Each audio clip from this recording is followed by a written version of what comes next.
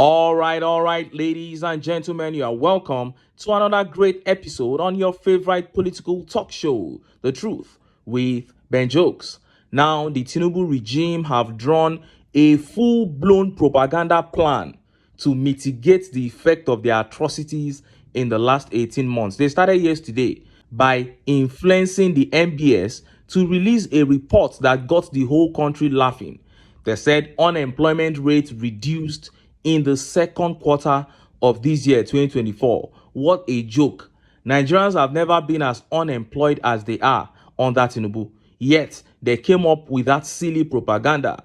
Then they went ahead to release another one. It said the GDP rate grew by 3.46% in the third quarter of this same year, 2024. How does GDP rate grow in a country where production has dropped by over 50%?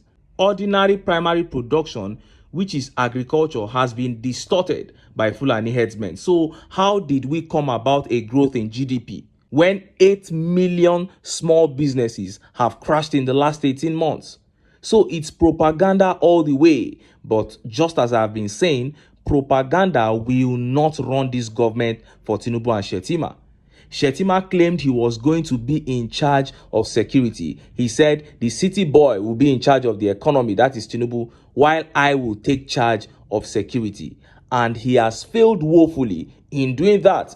That is, if he was allowed to be in charge. But instead of him to just keep quiet, he came out to say that their regime had decimated insurgency. But as we speak, security has, as a matter of fact, collapsed in some parts of Nigeria. Gunmen, bandits, call them whatever, are all over north-central Nigeria, openly daring Shettima to come and stop them.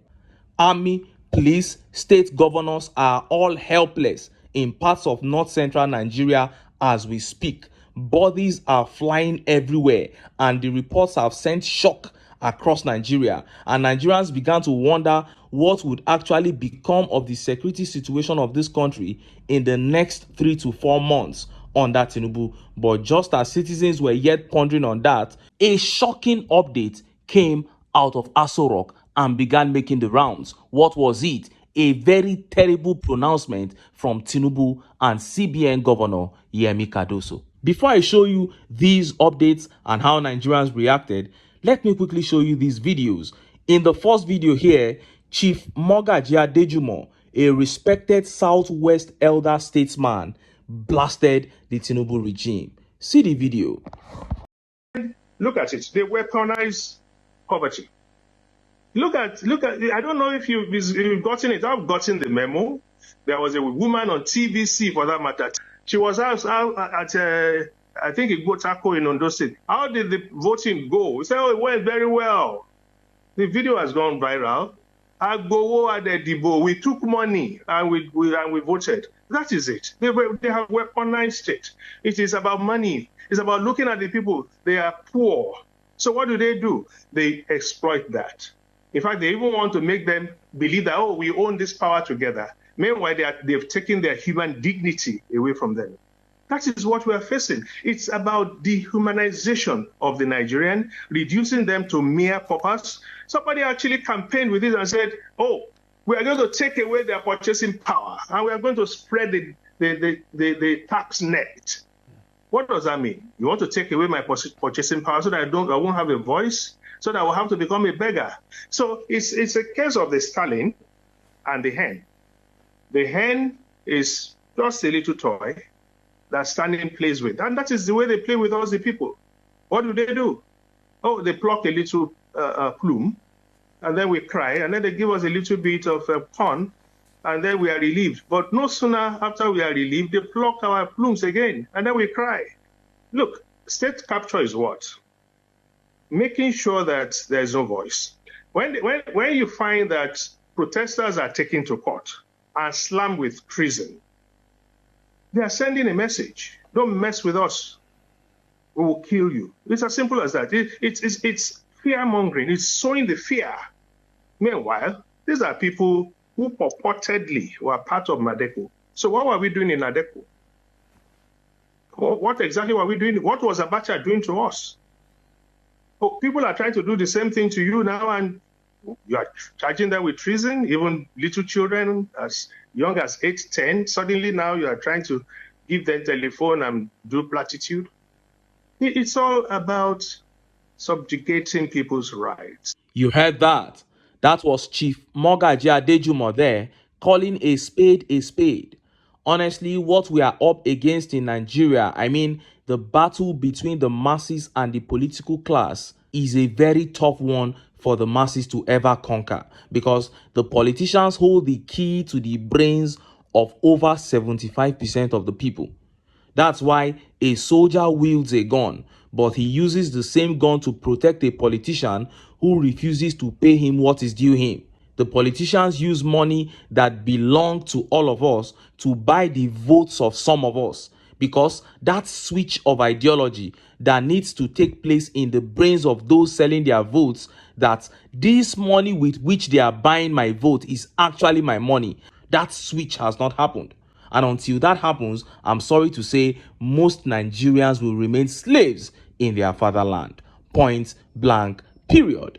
Now, the next video here is one that shows further crisis within the APC as regards the sharing formula. See the video. I think it's not bad to have a presidential spokesperson or people that are speaking for the president of a country who has more than 200 million population of its citizens. But to have people who have insulted or who has denigrated the office of the president and been appointed as a spokesperson, it's what I feel it's an aberration on us as a party loyalist. But I felt sad for Mr. Bwala, who has been struggling to be appointed in the government of Asuwaju, Bola Ahmed Tinubu, because I don't know the reason why he has been running helter-skelter to be in the government that he has denigrated and the government that he has called all sorts of names before he's been appointed. And someone that rushly goes to the villa without having a brief from his principal to even assert himself as a spokesperson of the president, I think there's something into it. And for the Asuwaju to appoint Mr. Bwala into his media cycle, I don't think he has done well for himself as a president. Because people are looking at Bwala as someone that has said a lot of things on the president. Even leave the party based on Muslim ticket. And today he's back on the same Muslim ticket and speaks for the Muslim ticket on Nigerians. And that's why I said I felt sad for him to struggle to be appointed. And it's not only him that are struggling to be appointed in Asuwaju government. We have the likes of Reno, who has been posting, writing all sorts of things. And those are the people that have been attacking us as core party men in the last few years. More so, this thing have started even on the threshold when Asuwaju formed his cabinet. The current minister of digital economy, he was also appointed when all the party men were not happy. But he was screened, and a lot of people said, no, they're going to make some amendment. But we're seeing it now that it's clear that people who insulted this government are the ones that have been rewarded. When I contested for the national chairman of this party, I worked on 3 thresholds: the internal party mechanisms, and loyalty to the party, and reward system. And I know Asuwaju very well before he came to the president, before he was being elected as the president of this country. He has been talking about people that have worked for the party should be rewarded. But today, things have turned something else. But it's unfortunate we found ourselves on this situation. And I think the president and even the president should adjust himself. If not, he's losing a lot of core party men. In the history of this country, we've not had a president that come on this support, on a core party men to support him. Okay. Because we have more than 2,000 support groups across the country. All right. But today, we find ourselves on this situation. Wow, you heard that. And it is needless to say that the APC is in serious crisis right now, and I am very happy about it. This is the fourth APC chieftain going on air to castigate Tinubu's new appointments, especially the appointment of Daniel Bwala. And one of my major reasons for repeatedly bringing these videos of APC chiefs complaining about Tinubu's appointments, apart from the fact that I'm happy about the crisis in the party, is to show some APC supporters on this channel that they need to wise up. It is stupid and crazy enough to still be an APC supporter in 2024, but I'll still try to save you. Please wise up. The people you are supporting are criminals, and they are only there to loot the treasury and share amongst themselves.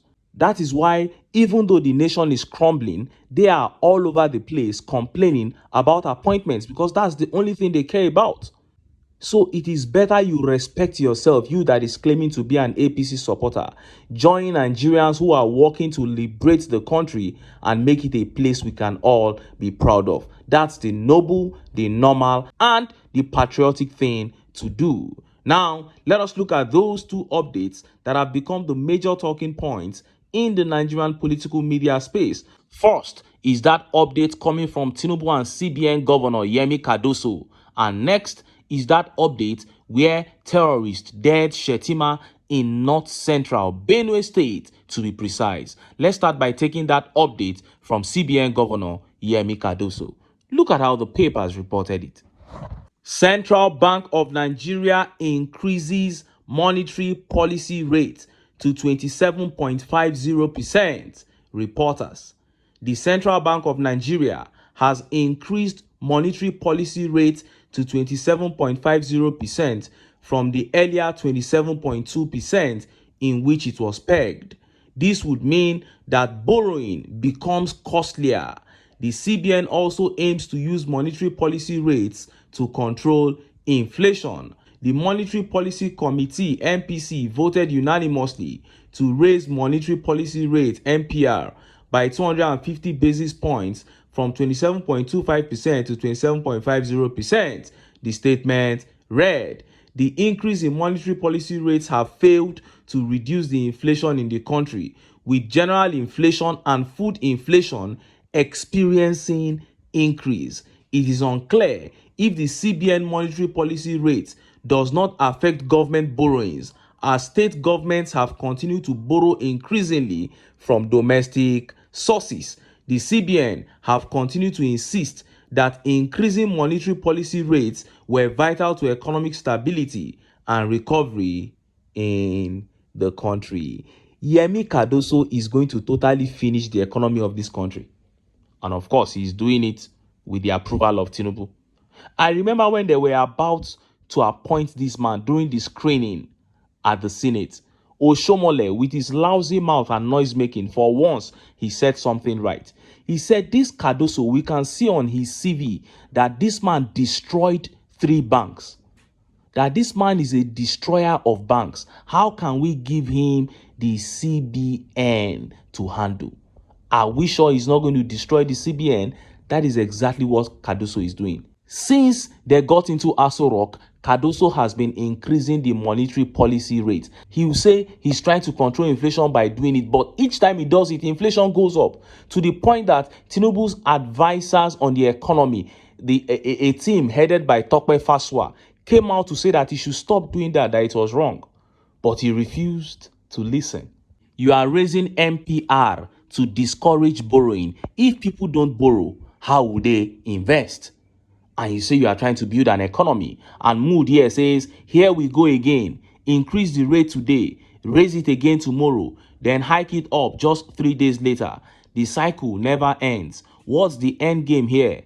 While other countries are easing their rates to stimulate growth and ease the burden on their citizens, we seem to be caught in a never-ending loop of escalating costs. Each increase only deepens the struggles of everyday Nigerians, pushing more people into poverty and uncertainty." That is it. An update here says, in the midst of hunger and poverty, you are increasing interest rates again. And Olu here says, "And we keep denying the fact that our nation is yet again in shambles. we are not ready for some honest truth. That is it. Davido said the economy is in shambles and some fools are attacking him. Now look at what the CBN governor is doing, increasing interest rates. And just as Nigerians were yet reacting to these, that tragic update dropped. And in this update, terrorists have been showing themselves in Benue State. In fact, for the past 1 week, they have been taking out people in their skulls, daring Shetima, who said he had decimated them, to show up.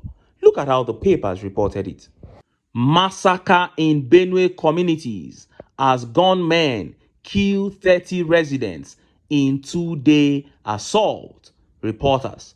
Gunmen in fresh attacks on several villages in the Katsina, Ala, and Logo local government area of Benue State have reportedly killed no fewer than 30 people, while several others were injured.